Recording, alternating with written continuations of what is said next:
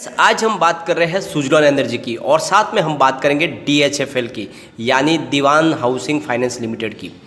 दोनों से निकल के आई है बहुत बड़ी खबर। फ्रेंड्स, सुजलॉन एनर्जी का कामकाज लगातार बढ़ रहा है। सुजलॉन एनर्जी के बहुत सारे मैटर जो डिस्प्यूट भरे थे वो सब अब धीरे धीरे सॉल्व होने लगे, यानी आने वाले समय में सुजलॉन एनर्जी के अंदर बहुत बड़ी तेजी बन सकती है। ये हमें मल्टीबैगर रिटर्न देने वाला स्टॉक बन सकता है। फ्रेंड्स, साथ में DHFL से निकल कर आई है बहुत बड़ी खबर और आज इस वजह से अपर सर्किट लग गया, 10% की तेजी बन चुकी है DHFL के अंदर। तो क्या है दोनों की ताज़ा खबर और क्या स्टॉक के अंदर आगे तेजी बनने वाली है। DHFL के जो शेयर होल्डर है, साथ में जो उनके FD होल्डर है, उनको क्या राहत मिल सकती है और क्या इसका फैसला है, सारी की सारी जानकारी इस वीडियो के माध्यम से हम डिस्कस करेंगे। और सुजलॉन एनर्जी कितना आगे दौड़ सकता है और क्या इस समय निवेश किया जा सकता है, क्योंकि स्टॉक फिलहाल गिरावट की तरफ है, तो क्या इस समय हमें निवेश कर लेना चाहिए। लेकिन फ्रेंड, उससे पहले अगर आप पहली बार हमारे चैनल पे आए तो चैनल को सब्सक्राइब कर दीजिए, एक बेल आइकॉन दबा दीजिए ताकि जब भी नया वीडियो बने पहला नोटिफिकेशन आपको मिले। वीडियो पसंद आए तो लाइक शेयर जरूर कीजिए। चलो फ्रेंड, वीडियो स्टार्ट करते हैं। मैं हूं आपका दोस्त SP दवे और हमारे अपने चैनल ऑनलाइन कमाई में आपका बहुत बहुत स्वागत है। फ्रेंड्स, सबसे पहले हम सुजलॉन एनर्जी की एक बार बात कर लेते हैं। स्टॉक ओपन हुआ 7.55 पर, हाई 7.5 की, लो 7 रुपीज़ का और क्लोजिंग आई है वो है 7.25 पर, करीब 1.36% डाउन पर। और ये सबसे अच्छी बात है कि स्टॉक में बहुत बड़ी गिरावट नहीं। इसका मतलब यहाँ से फिर से तेज़ी बनने की पूरी संभावना है। मौका मिले तो इसमें खरीदारी की जा सकती है। बहुत ही अच्छी इसकी परफॉर्मेंस है। इसका जो 52 वीक का जो लो है वो है 2.70 का और 8.45 इसका 52 वीक का हाई है।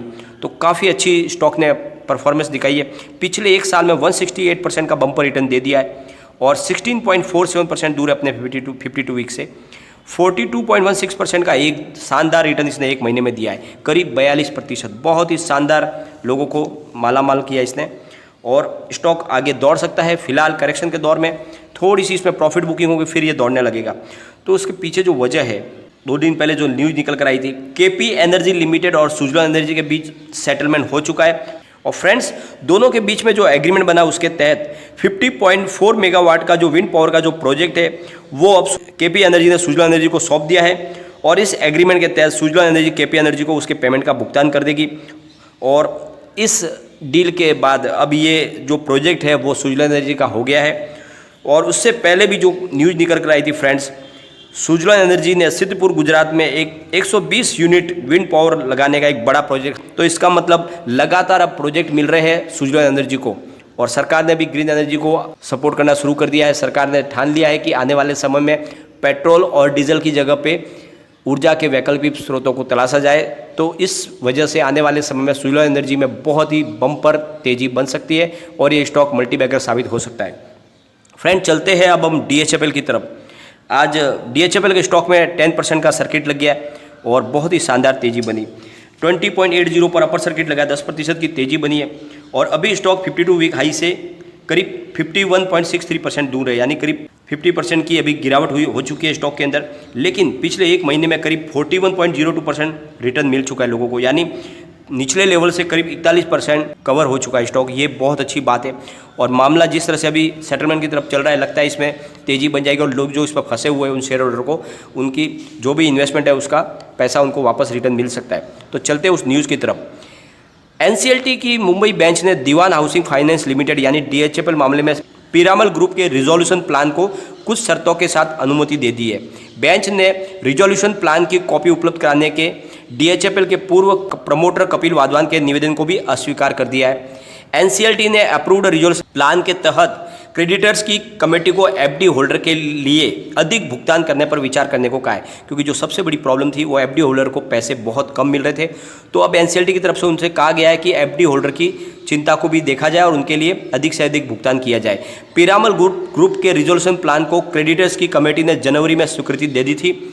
इससे पहले ओक ट्री कैपिटल और अडानी ग्रुप के बीच में कंपनी के टेकओवर की बिडिंग का कड़ा मुकाबला हुआ था।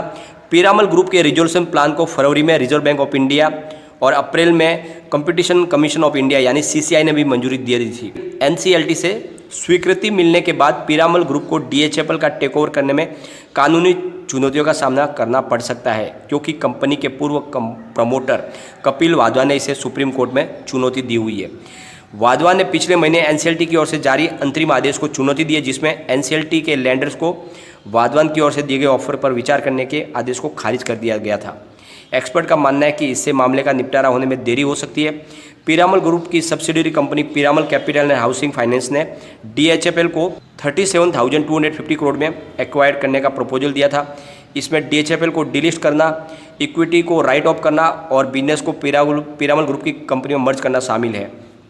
तो सबसे बड़ी बात है, इस डील को फाइनल होने के बाद में डीएचएफएल है वो डिलिस्ट हो जाएगी एक्सचेंज से और उनकी जो इक्विटी है उसको राइट ऑफ कर दिया जाएगा। लेकिन फिलहाल जो मामला है वो डीएचएफएल के फेवर में बनता हुआ दिखाई दे रहा है, क्योंकि सुप्रीम कोर्ट में गए हैं वाधवान और वहाँ पे अभी इसकी सुनवाई होनी है और इसके बीच में माहौल तेज़ी का बन गया, क्योंकि एनसीएलटी की तरफ से इसको स्वीकृति मिल गई है और इस वजह से आज 10% का अपर सर्किट लग गया है। तो मैं तो ये बोल रहा हूँ कि भले ये मामला थोड़ा खींच जाए, लेकिन पॉजिटिव न्यूज़ की वजह से इसकी जो प्राइस बढ़ रही है, तो लोगों को अगर उसमें से निकलने का मौका मिले, जो आपने इन्वेस्टमेंट किया अगर वो प्राइस आ जाए तो आप उसमें से एग्जिट हो जाए, क्योंकि मुझे इसका ज़्यादा भविष्य उज्ज्वल नहीं लग रहा है। इस स्टॉक में से जितनी जल्दी हो सके आपकी जैसे ही आपकी अमाउंट निकले तो इसमें से आप एक बार निकल जाए, क्योंकि आगे का मामला फिलहाल बिल्कुल क्लियर नहीं है इस मामले में कि आगे क्या होगा, क्योंकि जो पीरामल ग्रुप है वो इसको डिलिस्ट करना चाहता है और इस वजह से आगे क्या मामला हो सकता है उसके बारे में अभी फिलहाल कोई क्लियरिटी नहीं है। हो सकता है कि फिर से रीलिस्टिंग की जाए या फिर जो शेयर होल्डर है उनको पीरामल ग्रुप के शेयर दे दिए जाए, तो वो सारी संभावना बाद में है। लेकिन फिलहाल अगर हमें मौका मिलता है तो उसमें से हमें एग्जिट होना ही अच्छा है।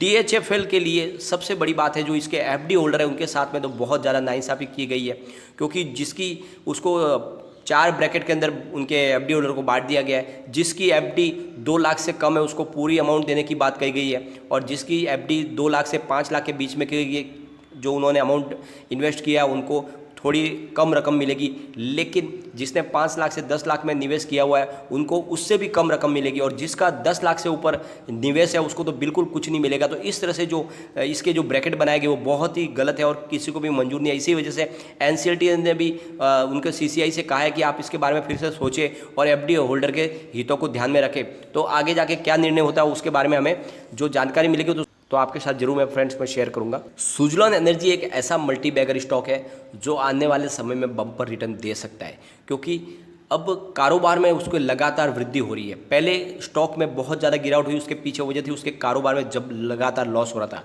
लेकिन अब दिन बदलने लगी है। सुजलॉन एनर्जी के जो प्रमोटर है वो भी कोशिश कर रहे हैं कंपनी को फिर से ऊपर लाने की और मुझे लग रहा है कि आने वाले समय में ये स्टॉक बहुत तेज़ी से आगे बढ़ते हुए 3 डिजिट में भी जा सकता है। तो इस समय आप में इसमें निवेश करके रखें।